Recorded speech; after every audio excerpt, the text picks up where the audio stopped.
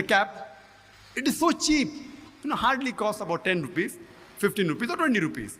The one that I am wearing, it's made in China, costs about 25 rupees. It's a harmless thing.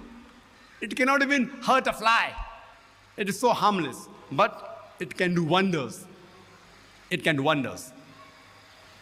And I normally keep on traveling. Alhamdulillah. I keep on traveling in various parts of the world. And people, when they see me, especially when I go to the Western country, who is this man, fine-looking man, wearing a coat and trousers and wearing a cap? It looks a bit funny. And many people who aren't aware, they ask me, what is this cap?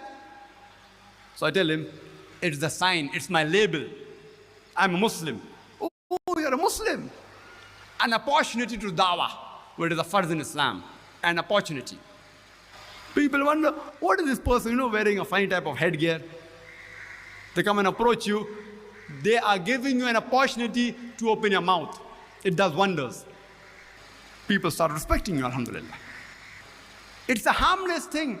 It can't even hurt a fly, but it does wonders.